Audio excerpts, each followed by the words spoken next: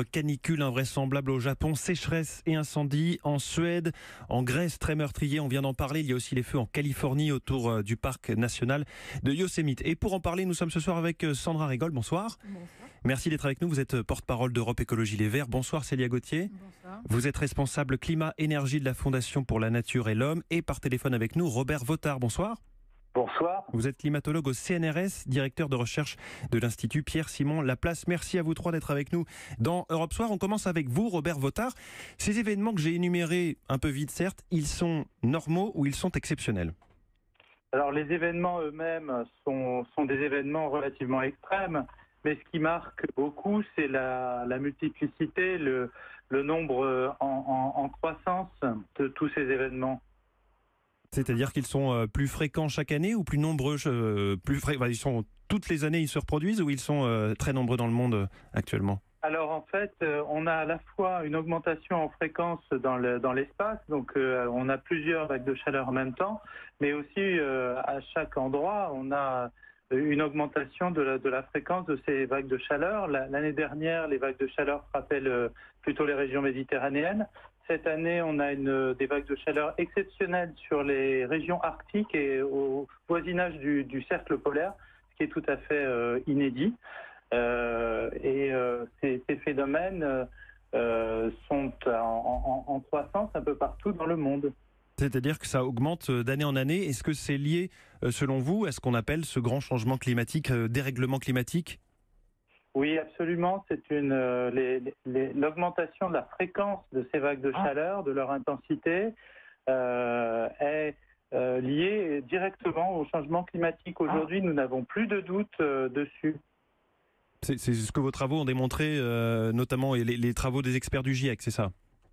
Oui, tout à fait. Donc, notamment au travers du GIEC, et nous sommes en train de retravailler un nouveau rapport du GIEC donc en ce moment. Mais nous faisons des études aussi par ailleurs qui essayent de qualifier chaque événement. Là, en particulier, aujourd'hui sort une étude sur les vagues de chaleur récentes dans les régions arctiques et en Scandinavie et montre que la probabilité de ces phénomènes a plus que doublé depuis le début des émissions des gaz à effet de serre. Donc, on y voit un lien direct avec les activités humaines. Sandra Rigol, vous êtes porte-parole d'Europe Écologie Les Verts. On peut avoir des inquiétudes, notamment pour des populations dans le monde qui seraient exposées plus que d'autres à ce dérèglement climatique ? On a déjà de gros soucis à se faire pour ces populations parce qu'on pourrait penser que parce que c'est un réchauffement climatique global, mondial, tout le monde serait touché de la même façon. La réalité est bien plus cynique que ça. C'est-à-dire que les populations qui sont le plus touchées sont aussi les populations qui sont les plus faibles. Faibles parce que leur santé est altérée, par exemple les personnes malades, les personnes âgées, mais aussi les enfants. Mais ça touche pas forcément des lieux en particulier, c'est des types de populations. Tout à fait, mais ça touche surtout les personnes les plus pauvres. Quand vous avez beaucoup d'argent, vous avez les moyens d'avoir des maisons qui sont bien protégées contre le froid, contre le chaud. Vous avez aussi des quartiers dans lesquels il y a ce qu'on appelle des aménités environnementales, c'est-à-dire plus d'arbres, plus de parcs, les moyens d'aller le week-end dans des endroits où on respire bien, que ce soit à la mer, à la montagne ou à la campagne. La réalité du dérèglement climatique, c'est qu'aujourd'hui, les principales victimes, c'est les gens qui nous écoutent à l'heure actuelle, c'est les classes moyennes, ce sont les gens pauvres, et ça s'aggrave chaque jour un peu plus. Donc ça, quand on a un gouvernement qui est incapable d'agir, de prendre des mesures concrètes pour protéger ces gens-là, qui ne prend tellement pas de mesures que la population elle-même est obligée de porter plainte contre l'Union européenne pour que les gouvernements agissent. Je pense notamment au cas de la vallée de l'Arve, où la population près de Grenoble, ne peut plus respirer. On suffoque avec les camions et les usines dans une sorte de cuvette. C'est-à-dire que les enfants ne peuvent plus sortir dans les cours d'école, les urgences sont bondées de personnes qui ont des problèmes respiratoires. Donc tout ça, tout ce qu'on prédisait il y a à peu près 40 ans, quand moi j'étais enfant, le réchauffement climatique c'était quelque chose de très lointain. Aujourd'hui, malheureusement, c'est très concret et particulièrement pour les personnes qui souffrent déjà le plus. Célia Gauthier, vous êtes responsable climat-énergie de la Fondation pour la Nature et l'Homme. On parle avec Sandra Rigol de cette fracture entre les pauvres et les riches, y compris au sein même d'un pays. On entendait aussi parler, il y a quelque temps, on les a peut-être oubliés, mais de ces territoires qui risquaient d'être rayés de la carte. On en est où de ces îles à peine au-dessus du niveau de la mer ?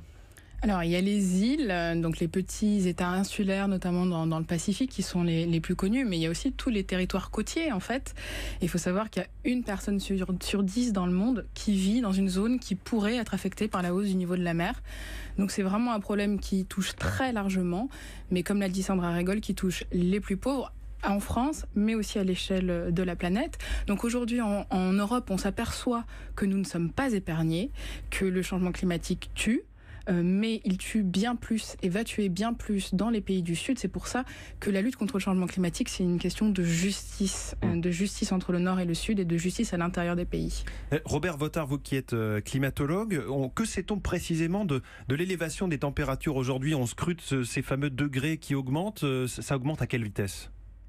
Alors, de manière globale, nous sommes 1 degré aujourd'hui au-dessus du niveau des températures pré-industrielles. C'est-à-dire les années 1850 ?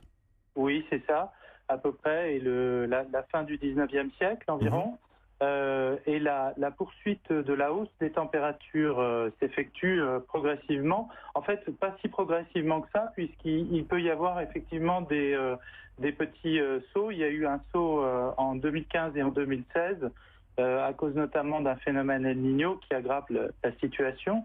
Mais c'est ce que vient de dire ma collègue est tout à fait juste.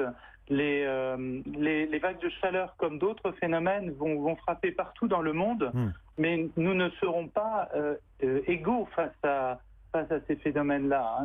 Nous avons la capacité d'avoir des climatisations, mais dans les pays du Sud, ça ne sera pas nécessairement possible et ça engendrera des inégalités croissantes. Sandra Régol, sur cette histoire de climatisation. De climatisation, c'est pour donner une petite image. En fait, à l'échelle, à la vitesse où ça va, si on n'agit pas, quand la France aura sa 3e Coupe du Monde, quand la France aura sa 3e étoile, les enfants... C'est-à-dire dans 4 ans, c'est ça, vous voulez nous dire? Dans 4 ans, dans 10 ans, enfin dans 20 ans, si on garde le même rythme, les enfants ne sauront plus ce que c'est une hirondelle, ce que c'est un poisson, ce que c'est un lion. Parce que si l'augmentation des températures persiste à ce rythme, c'est la société qu'on aura. Et je vais vous donner un autre exemple qui peut peut-être parler pour des Français. Moi, quand j'étais enfant, mes parents buvaient un vin qui était autour de 11-12 degrés. C'était le degré normal d'un vin. Oui. Aujourd'hui, le vin, dans le sud de la France particulièrement, il est plutôt entre 14 et 15 degrés. Chacun peut s'en rendre compte avec l'étiquette. Oui. Tout à fait, sauf que sur l'étiquette, vous savez, il y a une permissibilité de 2 degrés, je crois, entre le degré réel et le degré affiché. Il y a une permissivité parce qu'à partir d'un certain degré, le vin n'est plus du vin, c'est un spiritueux, parce qu'il est trop fort. Et à ce rythme-là aussi, dans très très peu d'années, le vin de Bordeaux, il sera plus produit dans le Bordelais, mais il sera produit en Angleterre. Le réchauffement climatique, c'est très concret, ça nous concerne tout de suite. Et donc, si on n'agit pas, si le gouvernement continue à donner des permis de tuer les plus faibles aux grandes entreprises qui polluent, si le gouvernement continue à laisser faire un système bancaire qui permet de financer le forage de pétrole, qui permet de financer l'ensemble des grandes pollutions orchestrées sur la planète, c'est cette planète-là et cette France-là qu'on aura. Célia Gauthier, vous vouliez ajouter quelque chose? Oui, alors peut-être plus précisément, qu'est-ce qui est en train de se passer aujourd'hui en France en matière de lutte contre le changement climatique, depuis la COP21 en particulier. Alors il y a des choses qui ont été faites, c'est certain, on n'est pas le pays le plus à la traîne dans le monde, mais il y a quelques jours, le gouvernement, le ministère de l'écologie, nous a annoncé que la France ne tiendrait pas ses objectifs climatiques, au moins jusqu'à 2023. Ceux de la COP21, ceux qui découlent de la COP23. Chaque année, la France a un quota d'émissions de gaz à effet de serre qu'elle doit respecter, sinon elle n'est pas sur les bonnes trajectoires par rapport à la COP21. Eh bien, depuis 2015, ces quotas sont dépassés et ils le seront au moins jusqu'en 2023 d'après le gouvernement. Et ça, c'est extrêmement inquiétant. C'est-à-dire que le pays hôte de la COP21 est en train de dire au reste du monde finalement, on n'y arrivera pas. Donc nous, ONG, scientifiques, ça fait des années qu'on alerte les gouvernements successifs sur l'urgence absolue que représente le changement climatique. C'est vraiment la première des batailles. C'est ce qui conditionne la vie humaine sur Terre et nos activités. Donc il devrait y avoir un plan d'urgence pour accélérer ce qui aujourd'hui fait défaut dans notre pays, c'est-à-dire la réduction des émissions de gaz à effet de serre dans le secteur des transports, puisque le secteur des transports est le premier secteur émetteur de gaz à effet de serre. Et les transports au sens large, aussi les voitures de monsieur et madame tout le monde. Essentiellement les voitures, mais celui qui est le plus exempté d'efforts, c'est le transport routier, quand le transport ferroviaire est lui complètement délaissé par le gouvernement. J'ajoute que le transport aérien augmente de 4% par an, donc il est plutôt en train de... On a effectivement battu un record d'avions dans le ciel il y a quelques semaines, donc vraiment le monde marche à l'envers. Et le deuxième secteur qui est aussi très problématique en France, c'est celui de l'agriculture.